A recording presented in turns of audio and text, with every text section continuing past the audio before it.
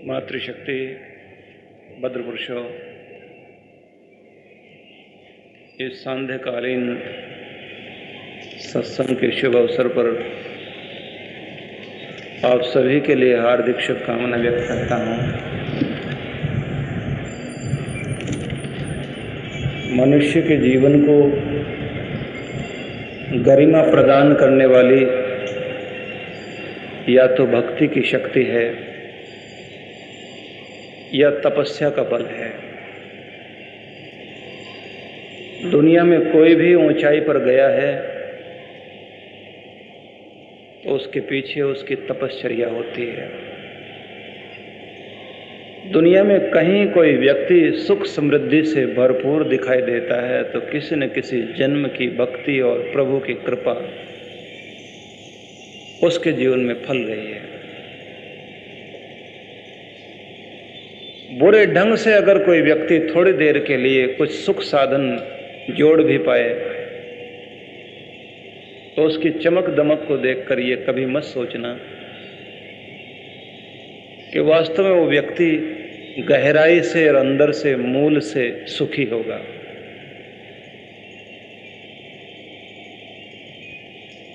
अच्छाई का मार्ग भले ही कठिन लगता हो लेकिन उसका परिणाम बड़ा अच्छा होता है।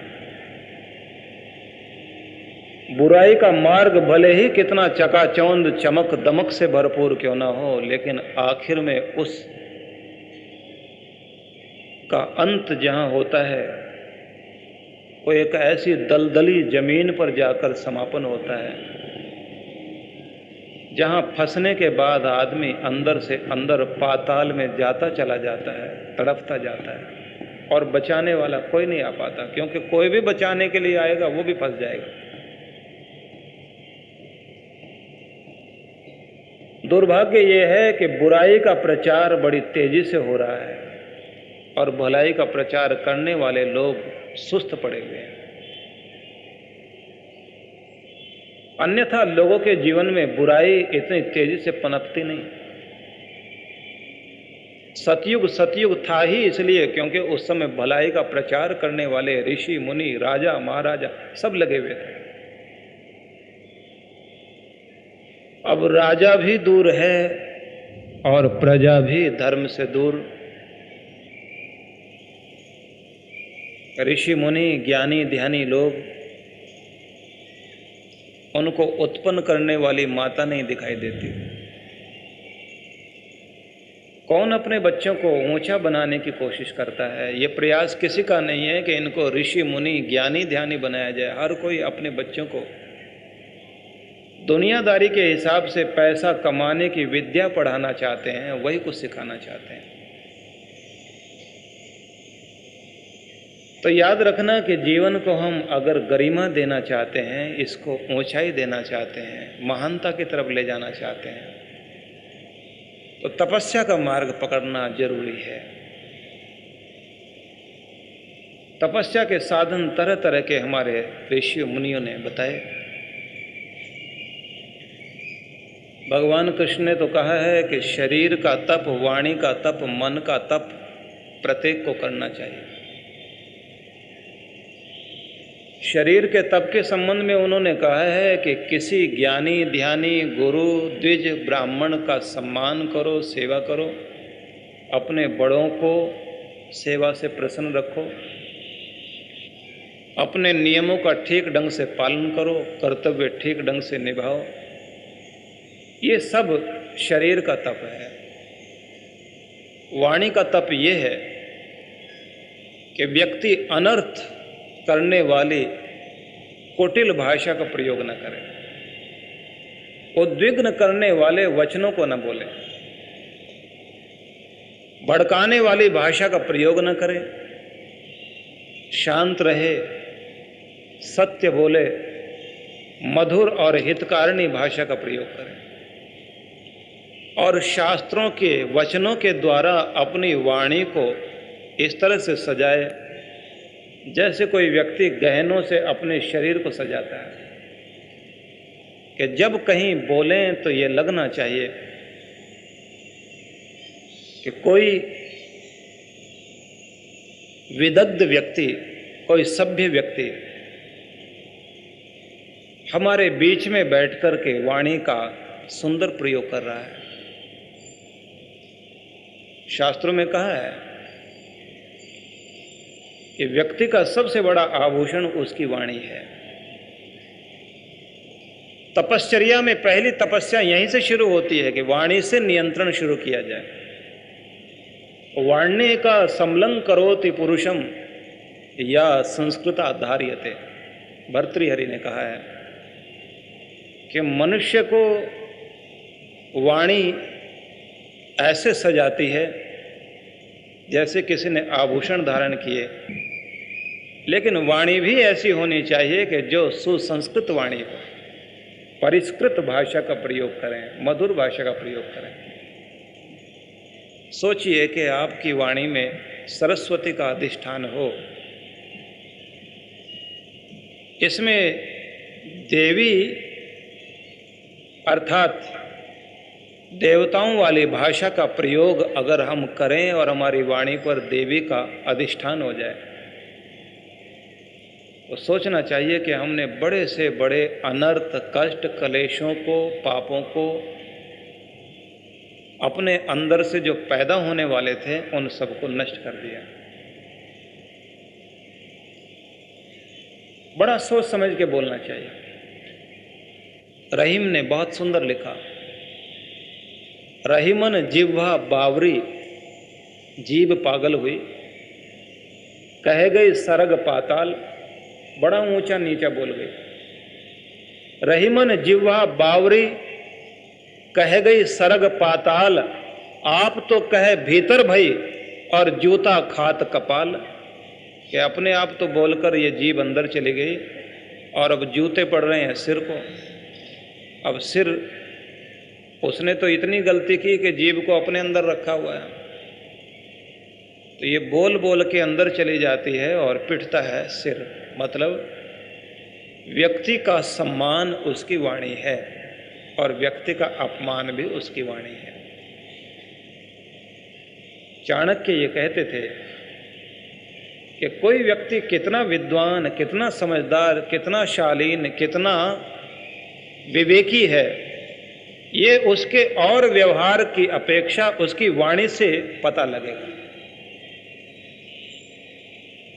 और सात्रे बहुत बड़े फिलोसफर हुए, उन्होंने एक स्थान पर बहुत अच्छा लिखा। उन्होंने कहा कि जो कुछ दुनिया में याद किया जाता है इंसान का किया हुआ, तो शब्दों में याद किया जाता है। और मनुष्य के जीवन में याद रखने योग्य बात यह भी होती है कि उसने आखिर में क्या शब्द कहे थे, किससे क्या बोला था।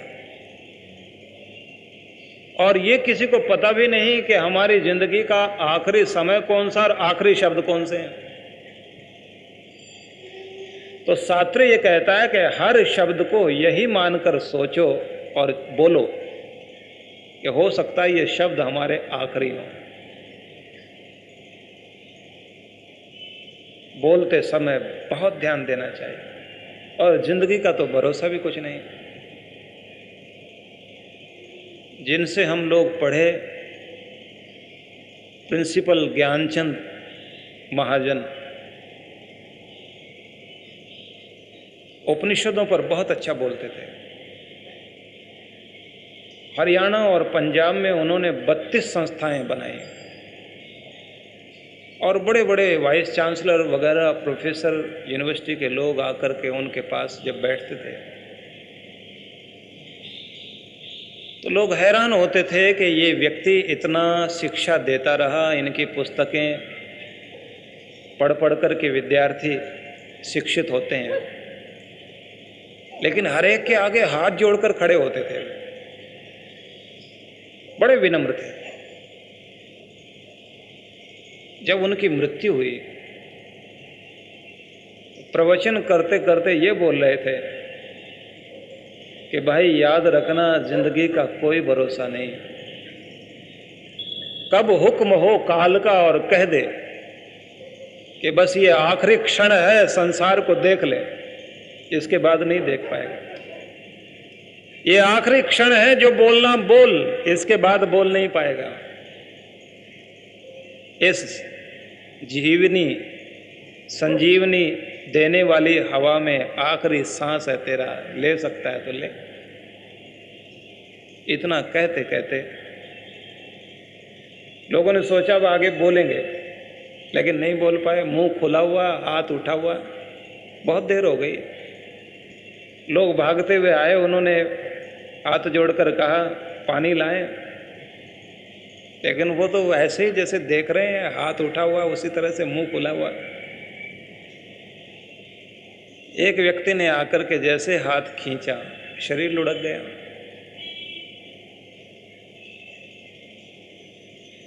लेकिन आप सोचिए कि उनके आखिरी शब्द जो उन्होंने बोला, एक एक व्यक्ति को वहां याद थे कि आखिरी में ये कह रहे थे, और लोग कह रहे थे कि ये जिंदगी की सच्चाई है। पता नहीं कब समाप्ति हो जाए इस जिंदगी की, कब जाना पड़ जाए। इसलिए मैं निवेदन करना चाहता हूं कि आपकी वाणी से तप प्रारंभ होता है, और वाणी का तप क्या है? मौन साधना। अपने आप को मौन की साधना में संलग्न करो। सबसे सही और उपयुक्त तप है। वैसे तो दुनिया के बड़े से बड़े लोगों के अंदर भी ये विशेषता रही, वो बहुत बोलने से बचते थे। ज्यादा बोलने से हमेशा ही बचते रहे। सरदार पटेल कभी बहुत ज्यादा लंबा भाषण नहीं देते थे, बड़ा थोड़ा नपा तुला बोलते थे, लेकिन जितना उन्होंने बोला लोग एक एक शब्द को इतने ध्यान से सुनते थे कि इसके क्या क्या और अर्थ हो सकते हैं, सारी बातें सोचते थे बैठ। सुभाष चंद्र बोस ने भी हमेशा यही कहा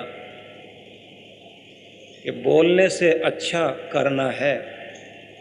बोलना आसान लगता है, करना मुश्किल, लेकिन जिन्हें करना ही आ जाए उनके लिए बोलने वाले लोग हुआ करते हैं, उन्हें जरूरत नहीं पड़ती, उनके कर्मों के बारे में दुनिया बोला करती है। बोलने वालों का इतिहास नहीं बनता, उन्होंने कहा, करने वालों का इतिहास बनता है।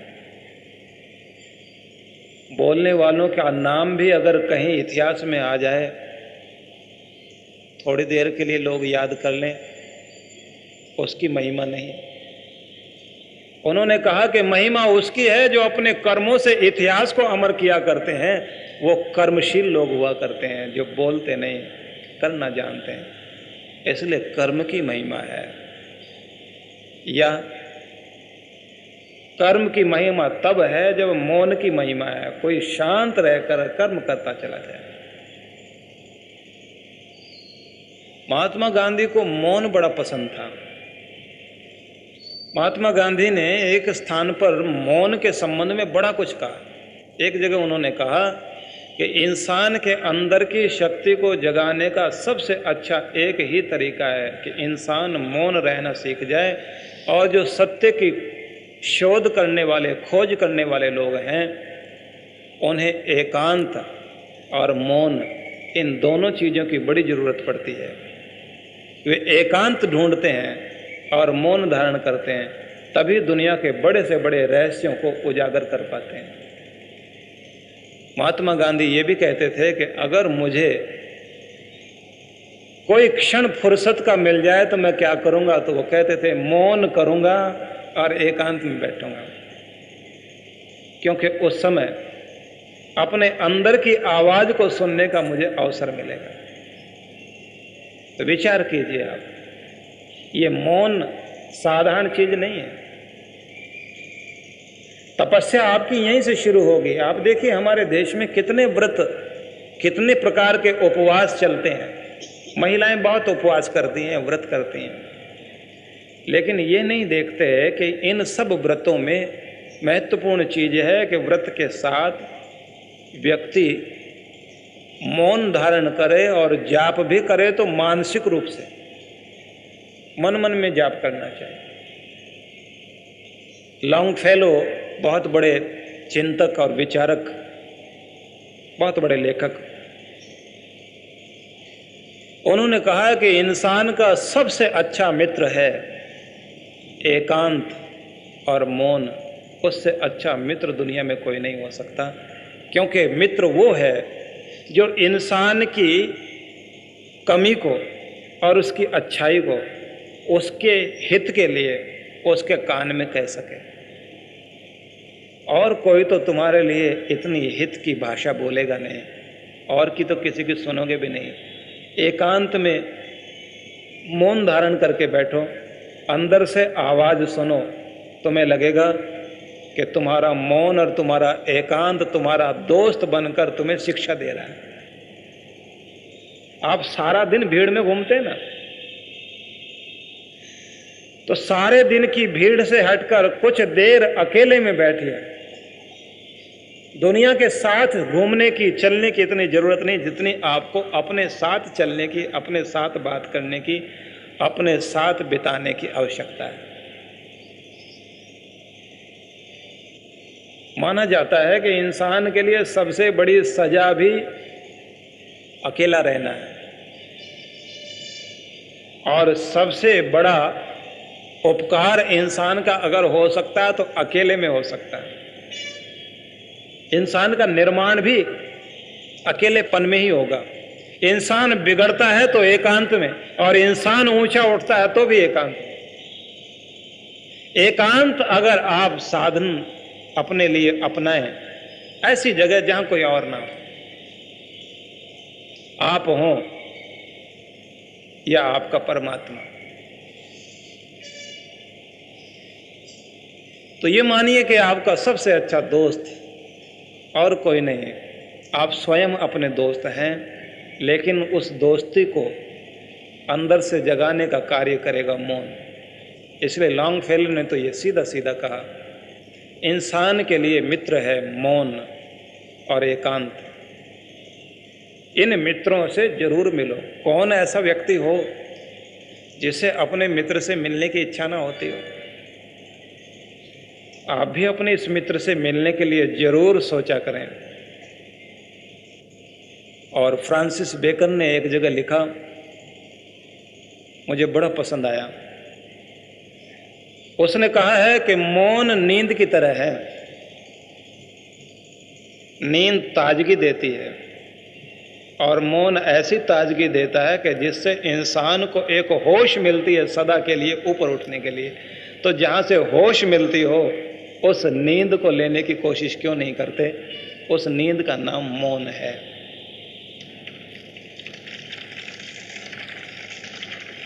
एकांत और मौन। अब देखिए ना, कितने व्रत हम लोग करते हैं। उन व्रतों में अगर ये मौन व्रत अपना लिया जाए, चमत्कार नहीं होगा? कहा जाता है ना कि कोई एक बहू किसी साधु के पास जाकर के हाथ जोड़कर बोली, जब से विवाह हुआ है घर में लड़ाई झगड़े बहुत हैं, इधर सास माँ बहुत कुछ बोलती है और फिर एक की दो मुझे भी सुनानी पड़ती हैं, तो हमारा घर नरक बना हुआ। आप ही कुछ बताओ क्या करें? कोई मंत्र दो कि घर में सुख शांति आ जाए। महात्मा ने कहा कि मैं इस कमंडल का जल मंत्र पढ़ के तुम्हें देता हूं, बस ये ध्यान रखना कि शीशी में इस जल को ले लेना, और जिस समय सास माता कुछ बोलने लग जाए तो तुम ये पानी मुंह में रख लेना, अंदर घोटना नहीं, बाहर फेंकना नहीं। जितनी देर तक वो गुस्सा करती रहे तुम इस पानी को मुंह में रखना। मन मन में याद रखना, हे प्रभु हे प्रभु हे प्रभु हे प्रभु, सबका भला कर। इससे ज्यादा कुछ नहीं। मन मन में ये बात रखना और मुंह में जल रखना। और ध्यान रखना कि अगर ये जल अंदर गया तो बहुत बड़ी बीमारी और दर्द पैदा कर देगा, इसलिए इसको अंदर नहीं ले जाना और इस जल को बाहर फेंकना नहीं, नहीं तो गुरु का अपमान होगा और फिर और दुख भोगना पड़ेगा। तो जिस समय सास माता अपना गुस्सा शांत करके चले जाए उस समय तुम इस पानी को फेंक देना। थोड़े दिनों के बाद घर में शांति होनी शुरू हो जाएगी। अब महात्मा जी ने जल दे दिया। देते समय कहा कि ये सोच लेना कि मैं दूं जल या ना दूं। अगर तू इसकी कद्र कर सकती है तो जल ले जा, और नहीं कद्र कर सकती तो फिर हम नहीं देंगे। तो उसने कहा, महात्मा जी रात दिन के कलेश से दुखी हो गई हूं, इसलिए आप मंत्र भी दीजिए और जल भी दीजिए। और महात्मा जी ने कमंडल का जल उठाया, कुछ मंत्र बोले और उसके बाद में शीशी में डाल के जल दे दिया। अब जैसे घर में ये आई, सास माता ने देखा कि पता नहीं कहाँ से आ रही है और पता नहीं क्या चीज हाथ में ले रखी है, कपड़े में लपेट भी रखी है, तो लगी बड़बड़ाने, न जाने क्या क्या बोलना शुरू कर दिया। और आप लोग जानते हैं कि अगर कोई माँ, सास माता अपनी बहू को केवल इतना ही बोल दे कि न जाने किस घर से कहाँ से ये हमारे पल्ले पड़ी, क्या इसके माँ बाप ने इसको सिखाया, कोई अकल की नहीं है, हमारे लिए तो ये बोझ है, मुसीबत है, तो ये समझ लीजिए कि जिंदगी भर के लिए उसके दिल के ऊपर किसी ने छुरी से निशान बना दिया। बहू कभी उस चीज को भूल नहीं पाती। और शुरुआत ही ऐसी होती है कि शुरुआत में सुनना बहुत पड़ता है, और लोग ये नहीं जानते कि एक एक वाक्य उसके हृदय पर ऐसा बिंद जाता है कि जिंदगी भर उसको वो हमेशा याद रखती है। यहां तक याद रखती है कि किस दिन, कितने बजे, कितने मिनट पर किसके सामने परिवार के किस व्यक्ति ने क्या बोला। 50-60 साल की हो जाए ना, तब भी पूछ लेना, पूरा पूरा बताएंगे मेरी सास ने मेरे साथ में क्या व्यवहार किया था। सास तो मर भी गई, न जाने कहाँ चले गए, लेकिन 60-70 साल की उम्र में भी पुरानी सारी बातें बोल रही होगी, और भले ही अपनी बहू के साथ गलत व्यवहार कर रही होगी, लेकिन पहले की बात जरूर याद रखती।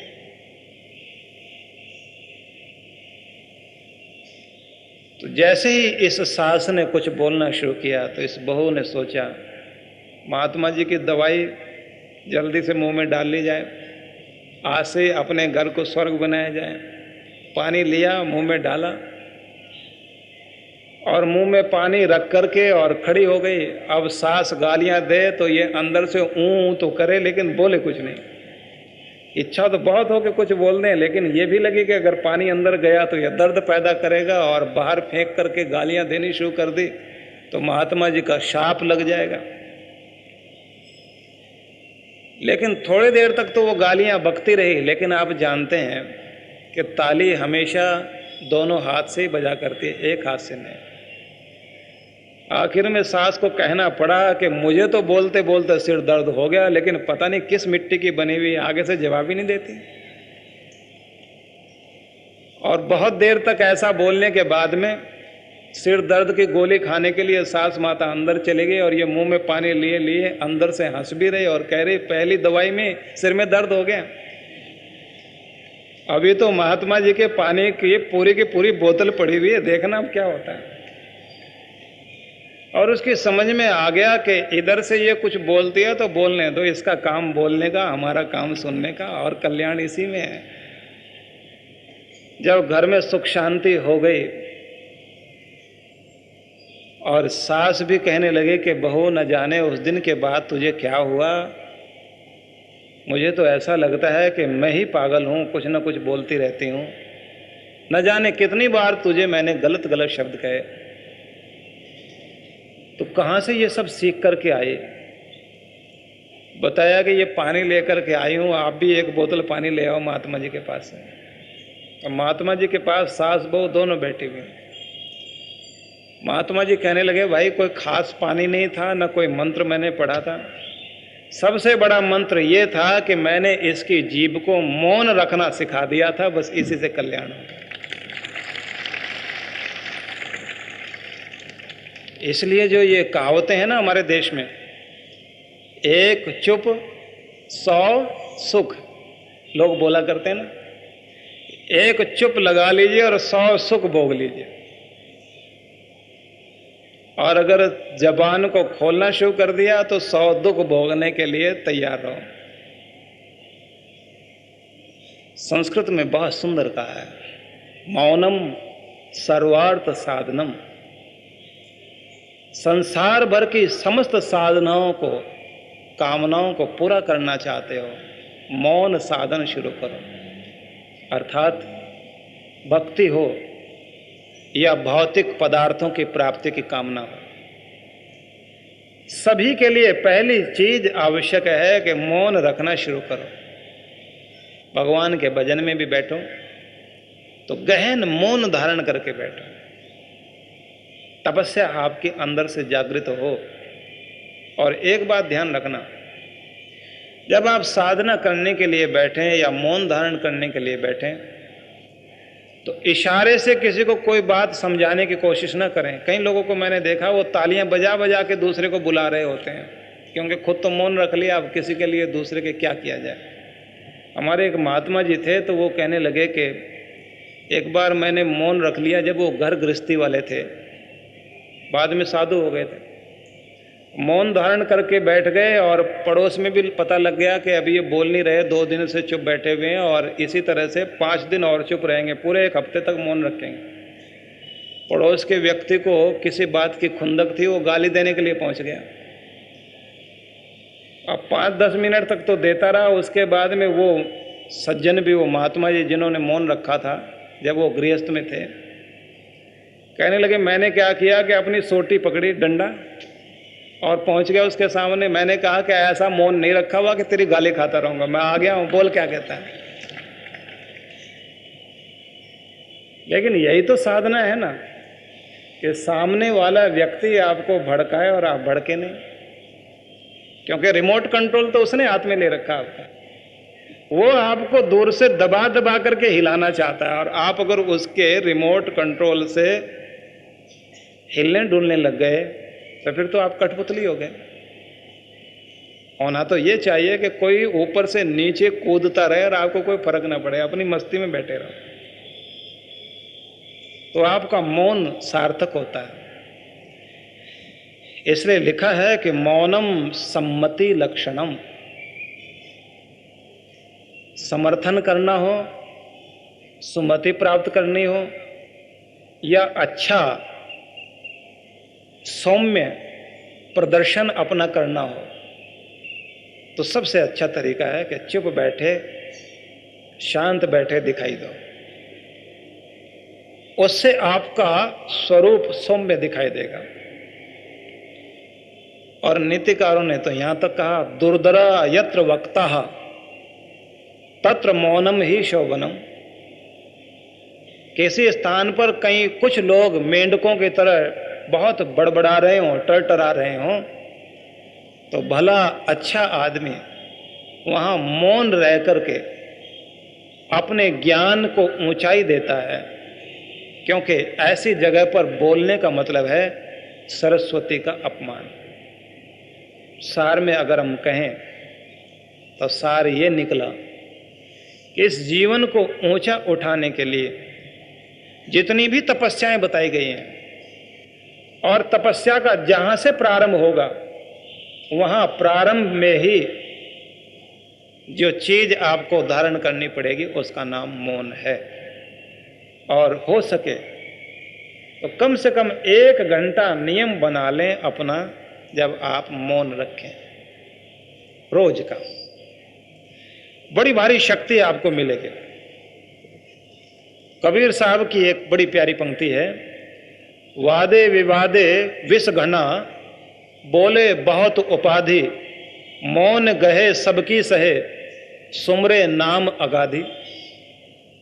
कि जो आदमी वाद विवाद में पड़ा हुआ है तो वो समझो अपने अंदर विष पैदा कर रहा है। बोले बहुत उपाधि, बहुत तरह की मुसीबतें बोल बोल करके पैदा करता है। क्यों? क्योंकि 3 तरह के पाप दुनिया में माने गए हैं। एक पाप वो है जो इंसान अपने हाथों से करता है, एक पाप वो है जो इंसान मानसिक ढंग से सोच सोच के दूसरों के लिए बुरा सोचता है और मन से मानसिक रूप से पाप करता है। एक पाप वो है कि जो हम वाणी से बोल करके करते हैं। तो अगर व्यक्ति नपा तुला बोलता है या कम बोलता है तो ये मानिए कि वो बहुत सारे गुनाहों से और पापों से तो बच ही जाता है। क्योंकि बहुत बार लोग ये कहा करते हैं कि साहब हमें तो पता ही नहीं, हमने कोई गुनाह किया भी होगा, और किया होगा तो इतने तो नहीं किए कि जितने हम सजा भोग रहे हैं। लेकिन लोग नहीं जानते कि जितने कर्म उन्होंने अपने हाथों से किए उससे कहीं अधिक कर्म उन्होंने अपनी वाणी से किए होते हैं, जो बड़ा दुख देते हैं। रामायण में प्रसंग आता है ना, प्रसंग आता है कि जिस समय राम जी ने लंका को जीत लिया और लक्ष्मण से कहा कि लक्ष्मण, विभीषण को बुलाओ और उससे कहो कि संभ्रांत महिलाओं को लेकर जाए और सीता जी को सम्मान सहित रथ पर बैठाकर वापस लेकर आए। तो सबने कहा कि आप भी चलिए। तो राम जी कहने लगे कि हमें किसी नगर में 14 वर्षों तक प्रवेश करने का अधिकार नहीं है। 14 वर्ष पूरे हो जाएंगे, हम अयोध्या लौटेंगे तो अपने नगर में ही प्रवेश करेंगे, तुम लोग जाओ और लेकर आओ। तो लक्ष्मण जी ये मान करके कि भाई मुझे भी नहीं जाना चाहिए, तो विभीषण से कहा कि आप जाओ और लेकर के आओ। विभीषण सोचने लगे कि मैं सेवक हूं, हाथ जोड़कर यहीं खड़ा होता हूं। उसने अपनी महारानी को कहा कि नगर की सौभाग्यवती महिलाओं को कहो पूरे सत्कार के साथ सीता जी को लेकर आए। सीता जी को रथ में बैठा करके बुलाया गया। तो जैसे ही उनको लेवा कर ला रहे थे, रथ में वो बैठी हुई, सोने का रथ, फूलों की वर्षा की जा रही है, महिलाएं मंगल गान गा रही हैं।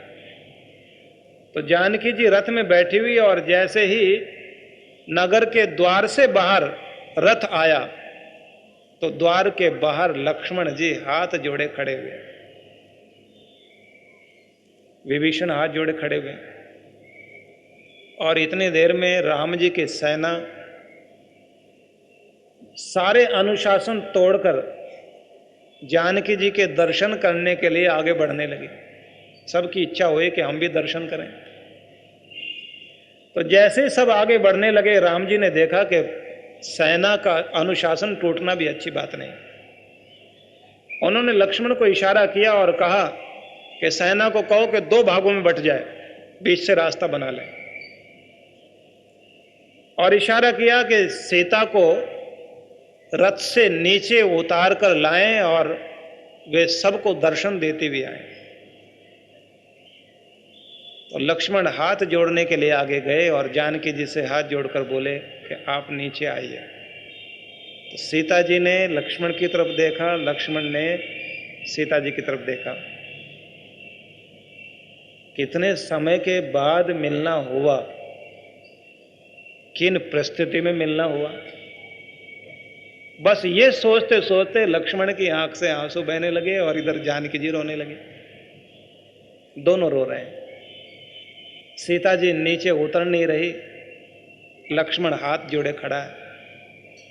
सीता जी की आंख से आंसू बहने लगे। सीता जी सोच रही हैं कि भाग्य ने हमें कहां लाके खड़ा कर दिया, क्या क्या समय बीत गया, पता नहीं अब भी आगे सुख के दिन रहेंगे या दुर्भाग्य के दिन चलेंगे। ऐसा सोचते सोचते उनकी आंख से आंसू बरसने लगे। लक्ष्मण कहने लगे हाथ जोड़कर कि मुझसे बड़ा भारी अपराध हुआ, उस अपराध के कारण आपको यह सजा भोगनी पड़ी। जानकी जी पूछती हैं कि क्या अपराध हुआ भाई? इसने कहा कि अगर उस समय पंचवटी में मैं भाई के आदेश का ठीक ढंग से पालन कर पाता तो यह दुर्घटना न घटती, आपका अपहरण ना होता, रावण की हिम्मत ना पड़ती वहां आने की। मैं ठीक ढंग से आज्ञा का पालन नहीं कर पाया। भ्राता राम ने मुझे कहा था कि लक्ष्मण यहीं रहना, यहां से जाना नहीं। मेरे कारण आपको दुख भोगना पड़ा। इतना सुनना था, सुनते ही जानकी जी, सीता जी बहुत रोई और कहने लगी, नहीं लक्ष्मण, ये तुम्हारा अपराध नहीं था। ये जो इतने समय तक मैंने दुख भोगा है, जानते हो ये किस कारण मैंने दुख भोगा? और बहुत सारे कारण रहे होंगे, लेकिन एक मुख्य कारण मुझे यह भी लग रहा है लक्ष्मण, उस समय पंचवटी में मैंने जो तुम्हें कड़वे वचन कहे थे, उन कड़वे वचनों के कारण तुम वहां से गए थे, और उन कड़वे वचनों के कारण आज तक मैं पीड़ा भोग रही हूं। मुझे लग रहा है कि कड़वा वचन कितना दुख देता है, ये आज पता लगा कि ये बहुत दुखदाई चीज है। कभी मुंह से कड़वा वचन नहीं निकालना चाहिए।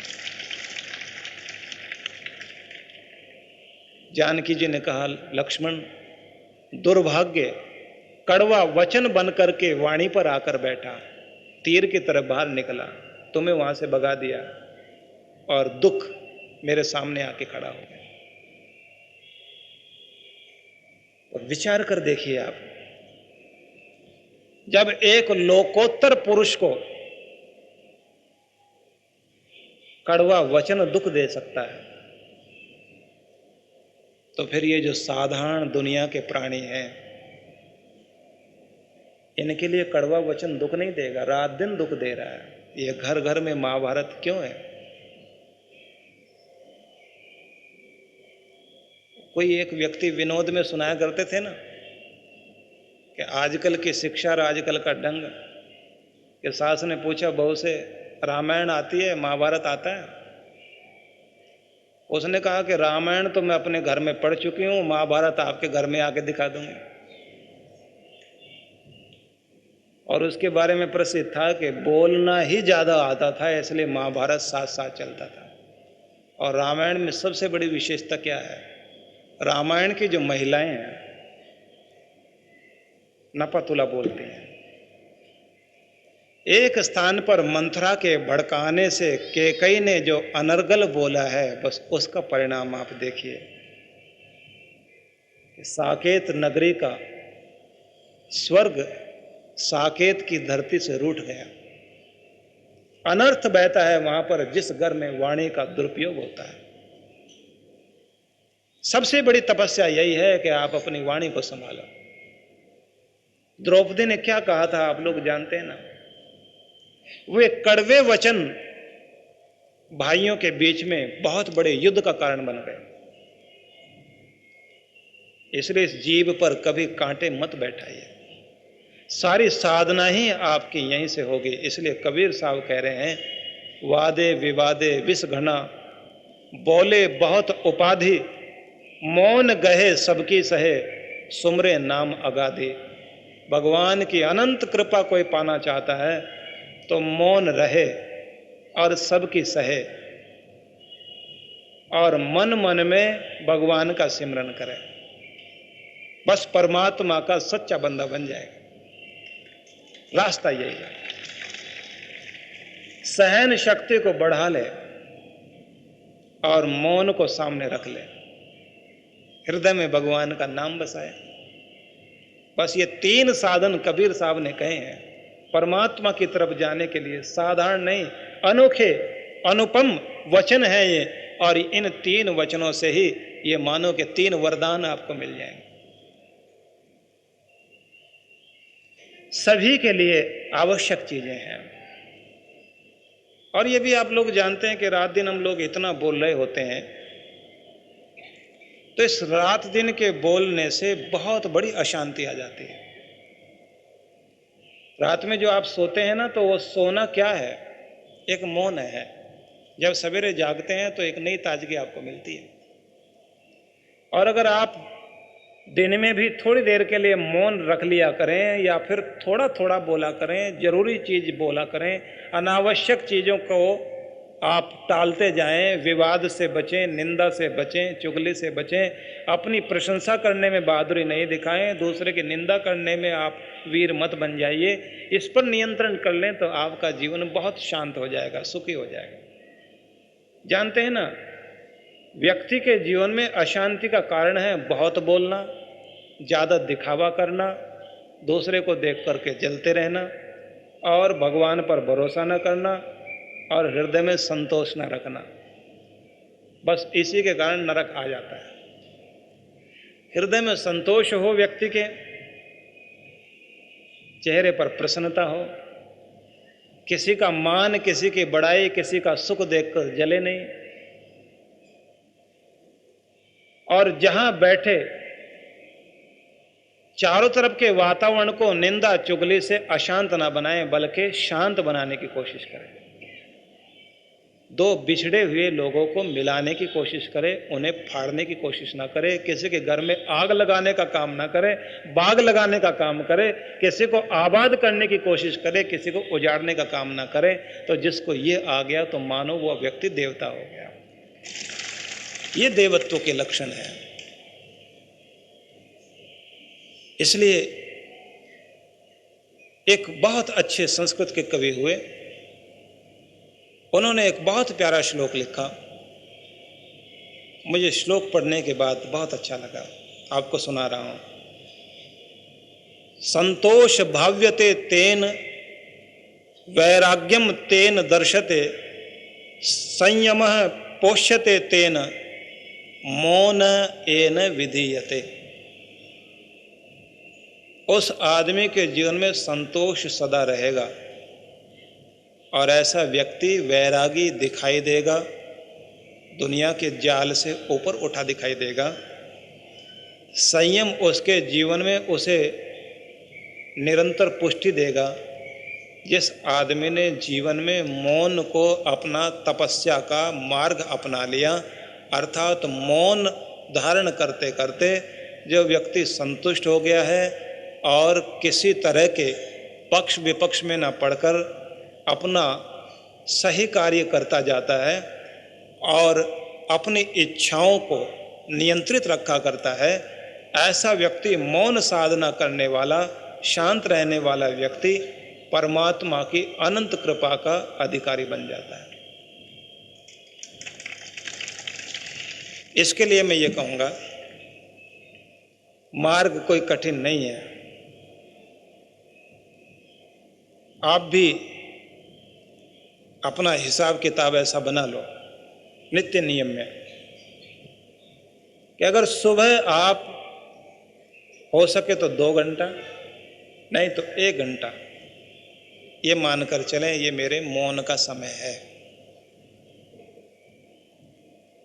दुनिया के कोलाहल की तरफ ध्यान नहीं देना, दुनिया की बातें नहीं सोचना, मन मन में अपने भगवान का नाम जपना, चेहरे पर प्रसन्नता रखना, माथे पर शीतलता और हृदय में संतोष, सब्र और अपने आचरण में धैर्य। और फिर देखो चमत्कार,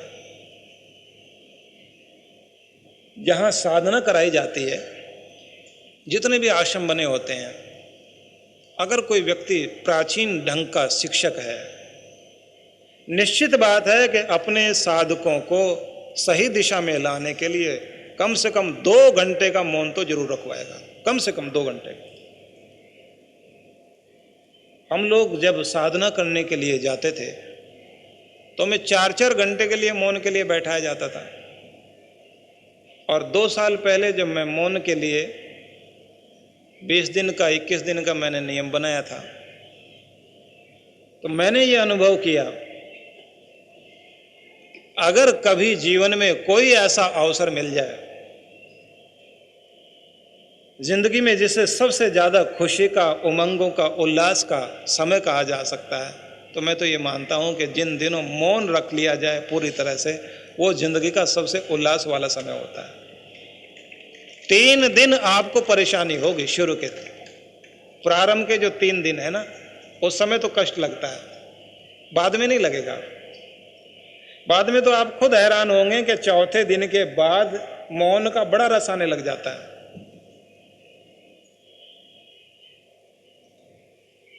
शेक्सपियर ने भी एक स्थान पर मैकबेथ में ये लिखा कि जो लोग शांत रहना सीख गए और मौन रहना सीख गए, उन्हें आत्मा की आवाज सुननी आ गई और उन्हें परमात्मा की आवाज़ सुननी आ गई। इसलिए हर किसी को मौन की शक्ति का सहारा लेना चाहिए। एक उल्लेख हम लोग पढ़ते हैं कि जिस समय ऋषि वेद व्यास ने महाभारत लिखा, तो वेद व्यास के जिम्मे कार्य लगा कि उन्हें बोलते जाना है, और भगवान विनायक गणपति जी लिखने के लिए बैठे। अब बोलने वाला तो बहुत जल्दी बोलता है, लिखने वाले को जरा समस्या आती है कि उसको जल्दी जल्दी लिखना और फिर वापस पूछना भी पड़ता है कि आपने क्या बोला, जरा दोबारा से बताइए। तो कहते हैं कि वेद व्यास जी पूरा का पूरा ग्रंथ लिखवा गए, और गणपति जी ने एक बार भी ये नहीं पूछा कि आप दोबारा से बताओ क्या कहा आपने। तो वेद व्यास हैरानी में आकर, आश्चर्य में आकर पूछते हैं गणपति जी से, गणेश जी भगवान से, कि आपने एक बार भी वापस मुड़ के नहीं कहा कि मैं क्या बोल रहा हूं, उसे दोबारा से बोलिए, और इतने समय तक आप थके भी नहीं और मैं थक गया हूं। तो गणपति भगवान ने आखिर में बोलते हुए इतना ही कहा, वेद व्यास, तुम्हें बोलना पड़ रहा था ना, इसलिए तुम्हारी शक्ति घट रही थी, और मुझे बोलना नहीं, मौन रखना पड़ रहा था, इसलिए मेरी शक्ति मेरे लिए शोभा बनी हुई थी कि दुनिया में जो लोग ज़्यादा बोलेंगे उनकी शक्ति घटेगी, और जो मौन रहकर, चुप रहकर अपना काम करते चले जाएंगे उनकी शक्ति बढ़ती रहेगी। कि मौन की तपस्या के कारण ये सारा सफल हो पाया है, ये कार्य सिद्ध हो पाया है। अर्थात भगवान गणेश का यह आशीर्वाद है कि अगर किसी कार्य का श्री गणेश करना चाहते हो, ठीक ढंग से करना चाहते हो, तो ढिंडोरा मत पीटो, काम कर जाओ अपना चुपचाप। कई लोगों को देखा है ना कि काम करने से पहले इतना ढिंडोरा पीटते हैं, दुनिया भर में बताने लग जाते हैं, देखो हम ये करने जा रहे हैं, हम ये करने जा रहे हैं, और उन बेचारों का काम हो ही नहीं पाता पूरा। कि चुपचाप अपना काम करते चले जाओ, और बाद में देखो कार्य का परिणाम, बहुत अच्छे ढंग से वो कार्य पूरा हो जाएगा। इसलिए ज़्यादा बोलना ठीक नहीं है, अच्छा हो कि करते चले जाओ। एक और लेखक ने कहा कि चींटी से बढ़िया उपदेश दुनिया में कोई नहीं दे सकता। कभी देखिए आप चींटी को, अंधेरे में अचानक आप लाइट जलाते हैं तो आप देखते हैं चींटियां दौड़ी जा रही हैं। एक मार्ग उन्होंने जाने का बना रखा है, एक तरफ से आने का मार्ग बना रखा, उनका वन वे ट्रैफिक चलता है, और कमाल ये कोई एक्सीडेंट नहीं होता। चींटियों को कभी आप देखें तो बड़ी तेजी से दौड़ रही हैं, एक तरफ जा रही हैं, एक तरफ आ रही हैं, और बीच बीच में उनके जो अंगरक्षक होते हैं वो चारों तरफ खड़े रहते हैं दूर दूर, और कुछ उनके गुप्तचर विभाग के लोग होते हैं, वो आसपास जाके खबर दे रहे होते हैं, इधर चीनी पड़ी हुई है, इधर खाने की ये चीज़ पड़ी हुई है, इधर से आके ले लेना भाई। तो वो इशारे से बता रहे होते हैं। और आप जानते हैं इनका जब ट्रैफिक चलता कोई हॉर्न की आवाज़ भी तो नहीं आती ना। तो एक लेखक ने लिखा कि चींटी से बढ़िया उपदेश दुनिया में कोई नहीं दे सकता, क्योंकि चींटी मौन रह करके उपदेश देती है, चुप रह करके उपदेश देती है कि काम कर जाओ, बोल करके नहीं दिखाओ, काम करके दिखा दो, तुम्हारा कर्म ही तुम्हारी भाषा है। दुनिया भर के चिंतकों ने जो कुछ कहा, यद्यपि ये इतना कुछ कहा जा सकता है इस मौन के संबंध में, मैं कहता जाऊं, आप सुनते जाएं, न मैं थकूंगा ना आप थकेंगे। बस इतना आपको बताना चाहता हूं, अगर आपके मन में आ गया, आप कुछ साधना करें, उसकी तैयारी कैसे करोगे ये आपको बताना चाहता हूं। हाँ, एक बात मुझे योगी अरविंद की और एक बात जीसस क्राइस्ट की याद आ रही है, वो भी आपको बताना चाहता हूं। योगी अरविंद ने एक स्थान पर कहा, विश्व आत्मा भगवान, जीवात्मा अर्थात तुम, ये दोनों कब बोलते हैं और इनकी आवाज कब सुनाई पड़ती है?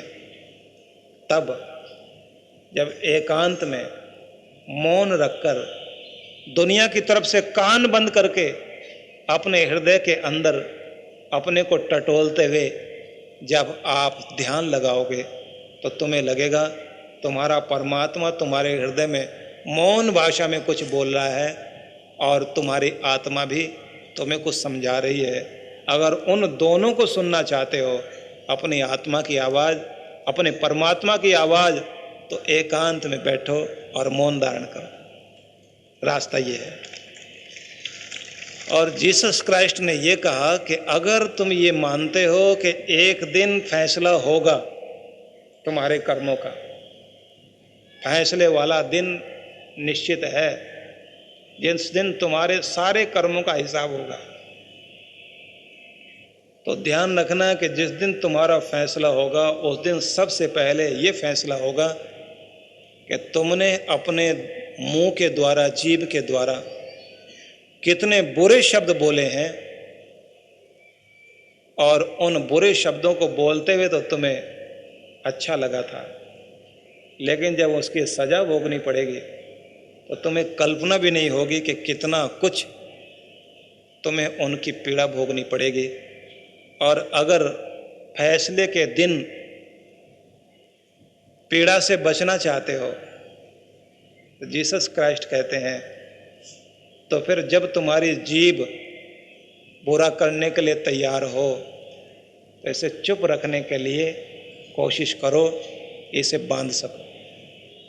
नीतिकार की एक बात और मुझे पसंद आई है, मुझे बहुत अच्छी लगती है, आपको कहना चाहता हूँ। उसने कहा कि अगर चाहते हो कि एक ही कर्म से तुम सारे संसार को वश में कर लो, तो इसका एक तरीका है कि ये जो तुम्हारी जीभ, दूसरे के जीभ रूपी गऊ, तुम्हारी जो ये जीभ रूपी गऊ है, दूसरे के मान की खेती चरने के लिए हर समय खूंटा तोड़ करके, रस्सी तोड़ करके बाहर निकलने के लिए तैयार रहती है। इस गऊ को पकड़ करके रखो, खूंटे से बांध करके रखो, नहीं तो ये दूसरे के मान की खेती उजाड़ने के लिए बाहर निकलने के तैयार रहती है। अगर इसको खूंटे से बांध के रख लोगे तो ये मानो कि तुमने अपना मान, अपनी सुख शांति अपने हाथ में कैद कर ली, तुम्हारे पास तुम्हारी सुख शांति रहेगी। तो अब ये सुन लीजिए कि आपको क्या करना चाहिए और कैसे करना चाहिए, क्योंकि ये बताना बहुत जरूरी। ये तो अब तक बताया कि ये महिमा क्या है इस मौन की। अब आप ये भी सुन लीजिए कि कैसे आप अपनी साधना को करेंगे। इसके लिए एक कार्य तो ये कि सवेरे जितना समय आप निकाल सकते हो, सिर्फ मौन रहोगे। 20 मिनट, आधा घंटा, 1 घंटा। उठ रहे हैं, उठने के बाद तैयार हो रहे हैं, कोई बात करनी है तो इशारे में कर लीजिए, न बोलने की स्थिति बन जाए। और इसी को मैं एक इस रूप में भी कहना चाहता हूँ, आज इस बात की ज़्यादा आवश्यकता है, क्योंकि पोल्यूशन, तरह तरह का वाटर पोल्यूशन, एयर पोल्यूशन वगैरह इस समय बहुत चारों तरफ बढ़ रहा है। तो एक ये जो ध्वनि प्रदूषण है, जल का प्रदूषण, वायु का प्रदूषण तो है ही, लेकिन ध्वनि प्रदूषण भी इस समय बहुत ज़्यादा है। तो मैं एक निवेदन आप सबसे करना चाहता हूँ, हर आदमी को, जिनके पास वाहन है, ये सोचना चाहिए कि अपनी कार को भी मौन रखना सिखा दो। हॉर्न तब बजाओ जब बहुत जरूरी हो, नहीं तो बजाओ ही नहीं। मैंने विदेश में ये चीज़ देखी है, वहाँ हॉर्न बजाने का मतलब लोग गाली समझते हैं, या फिर कोई मुसीबत में हो उस समय हॉर्न बजा रहा हो तो सबका ध्यान जाता है कि मुसीबत में है, मतलब इमरजेंसी में, आपात स्थिति में हॉर्न बजाया जाता है। हमारे देश में हर समय इमरजेंसी लागू, हर किसी के ऊपर लागू, हॉर्न बजा रहा है बैठा बैठा। तो अपने घर में भी अपनी जीभ का हॉर्न मत बजने दीजिए, बाहर भी आप तभी हॉर्न बजाएं जब आपात स्थिति हो। इस समय बजाने के बिना काम नहीं चलेगा। कम से कम जितने लोग यहाँ बैठे हैं, अगर यही लोग पालन करना शुरू कर दें तो मैं ये समझता हूँ कि आज के समय प्रदूषण, जो ये ध्वनि प्रदूषण है, इसको रोकने का कार्य सबसे पहले यहाँ से शुरू हो जाए। कोई तो शुरू करे, किसी को तो शुरुआत करनी चाहिए। अच्छा लगता है आपको बेकार की ध्वनियाँ न सुननी पड़े, और अच्छा लगेगा सवेरे के सवेरे आपको किसी की कड़वी आवाज़ सुनने को ना मिले। तो शुरुआत ये कीजिए, आप भी कड़वा ना बोलो, प्रभात के समय जितना शांत रह सकते हो उतना शांत रहो। प्रभात को अपनी मौन से प्रारंभ करो और दिन में अपना काम करते करते नापातुला लोगों के साथ बोलते जाएं, चेहरे पर मुस्कुराहट रखते जाएं, माथे पर त्योरियां ना चढ़ने दें। थोड़ी थोड़ी देर के बाद अपने माथे पर हाथ लगा के देख लिया करें कि त्योरी तो नहीं चढ़ रही है, बल तो नहीं पड़ रहे हैं, चेक कर लिया करो आप। और अपने चेहरे पर, अपने लबों पर मुस्कुराहट, फिर आप देखिए आपके पास कितनी बड़ी शक्ति आती है। भोजन को अपने मर्यादित करो, नपातुला भोजन लो। अपनी कमाई का 10वां हिस्सा धार्मिक कार्य में लगाओ, भले के कार्यों में, सामाजिक कार्यों में खर्च करो। अपने बुजुर्गों को, जो आपके बड़े बुजुर्ग हैं घर में, उनके लिए पॉकेट मनी देना शुरू कर दीजिए आप लोग। जैसे आप छोटे थे तो आप भी मांगते थे ना अपने माता पिता से, आप अपनी जेब खर्ची मांगते थे। तो आपके बड़े बुजुर्ग जो रिटायर हो गए हैं अब वो काम नहीं करते, महीने के कुछ ही समझ करके, यही समझ के देवताओं को भोग लगाने के लिए दे रहे हैं। तो आपके घर में देवता आपके माता पिता हैं, उनको उठा के कुछ भेंट कर दो। आपके बड़े बुजुर्गों के हाथ में थोड़े से पैसे हों और हिसाब नहीं पूछना उनसे कि पिताजी कहाँ खर्च करने जा रहे हैं, कहीं लगाएं वो उस पैसे को, भले कहीं दान करके आ जाए, आप नहीं पूछना हिसाब, अपनी मनपसंद की चीज खा के आ जाए। ये साधना का बहुत सुंदर तरीका है। और मौन का, साधना का एक चिंतन ये भी होता है, ये मानना चाहिए कि किसी एक दिन ऐसा होगा कि मेरी जिंदगी का वो दिन आखिरी दिन होगा, मैं आखिरी बार दुनिया को देखूंगा, आखिरी बार दुनिया से विदाई लूंगा। तो मुझे ये सोचना चाहिए कि हो सकता है कि अगर आज ही हुक्म हो जाए भगवान का कि भाई दुनिया को देख ले जी भर के, आज ही सब कुछ छोड़ना पड़ जाए, तो मन में ये सोचना कि अगर आज छोड़ना पड़ जाए तो मेरा मन इस बात के लिए तैयार हो कि अगर भगवान कहे छोड़ना तो छोड़ने के लिए मैं अपने मन से तैयार हो जाऊं। अगर आप छोड़ने के लिए तैयार हो जाएंगे मन से, तो फिर दुनिया में रह कर के आप दुनिया का ज़्यादा आनंद ले सकते हैं। बनाकर फकीरों का भेष हम गालिब तमाशाए अहले कर्म देखते हैं। एक ऐसा फकीरों का भेष बनाओ और देखो भगवान की महिमा। रहो ऐसे कि सब कुछ आपका है, लेकिन फिर भी ये मानकर कि मेरा कुछ है नहीं, भगवान का है, मुझे तो व्यवहार करने के लिए मिला है, मैं तो ट्रस्टी हूँ, मैं तो इसका मैनेजर हूँ, ये पूरी की पूरी कंपनी का, मुझे तो व्यवस्था संभालनी है, मालिक तो भगवान है। ऐसे देखना कि आपके बाद भी दुनिया कैसी रहेगी, लोग कैसे चलाएंगे घर परिवार को, अपनी आंखों से ही देखते चले जाओ और बोलो नहीं कुछ। ये भी मौन है। मौन ये भी है कि आपके मुंह से सिर्फ किसी के लिए अच्छा कोई कार्य देखो तो शाबाशी दो, और कहीं टोकने की बारी है तो अपने जीभ को रोक लो। मैं कहा करता हूं, क्योंकि मुझे एक ऐसे सम्मेलन में साधुओं के, कनफड़े साधुओं के बीच में जाना पड़ा, तो एक साधु ने ये बोला था, बड़े अनपढ़ से साधु थे पर कमाल के साधु थे। उन्होंने कहा था कि बच्चे के पांव चंचल, जवान का रोम रोम चंचल। बच्चे को कहीं बैठाओगे तो वो बच्चा भी क्या बच्चा हुआ कि जहां बैठा वहां वो चुपचाप बैठा रहे और हिले डुले नहीं। जहां बैठा होगा बच्चा वो सीधा बैठ ही नहीं सकता, थोड़ा बहुत हिलता डुलता रहेगा, और नहीं मौका लगेगा तो चक्कर काट के आएगा। बच्चे के पांव चंचल, जवान का रोम रोम चंचल और बूढ़े आदमी की जबान चंचल। बूढ़े आदमी की जीभ चलती रहती है और चाहे शरीर चले ना चले वहीं बैठा कुछ ना कुछ बोलता ही रहेगा। उस बूढ़े व्यक्ति ने, उस साधु ने एक बात और कही थी कि इस बच्चे के, चंचल बच्चे के पांव को सही मार्ग पर चलना सिखा दो, जरूर दुनिया में वो कोई बहुत बड़ा इंसान बनेगा। और किसी जवान आदमी की चंचलता को उसका लक्ष्य दिखा दो कि अगर अब शक्ति दिखानी है तो इस मार्ग पर चल के दिखाओ, तो जरूर उस व्यक्ति का बुढ़ापा सुखदायी हो जाएगा। और किसी बूढ़े व्यक्ति को अपनी जबान कंट्रोल में रखना ये सिखा दो तो निश्चित बात है उसका ये बाकी जीवन शांति से और सुख से व्यतीत हो जाएगा। जीव का कंट्रोल इतना महत्व रखता है। बहुत सारी बातों में तो बोलना ही नहीं चाहिए, देखो और चुप रहो। वेदों में लिखा है कि जब तुम्हारे कान भौरे की आवाज न सुन पाए और जब तुम्हारे आंख मच्छर को न देख पाए, मतलब जब ऊंचा सुनने लग जाओ और मोटा देखने लग जाओ, अब दुनिया की नहीं सुनो, न दुनिया की तरफ देखो, अपनी आत्मा की आवाज सुनो, एकांत में बैठकर मौन रहकर, इसी से कल्याण हो सकता है और यही रास्ता है। इसलिए आपसे ये मैंने जो निवेदन किया कि मौन साधना में बैठो नित्य नियम से और अपना कल्याण करो, तो ये सब के लिए उपयोगी है और सब के भले के लिए है।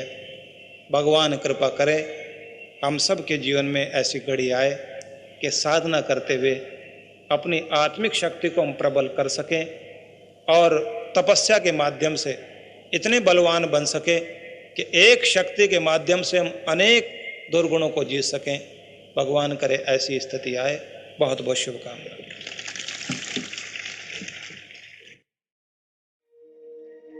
सर्वे भवन्तु सुखिनः, सर्वे सन्तु निरामया, सर्वे भद्राणि पश्यन्तु, मा कश्चित् दुःखभाग् भवेत्।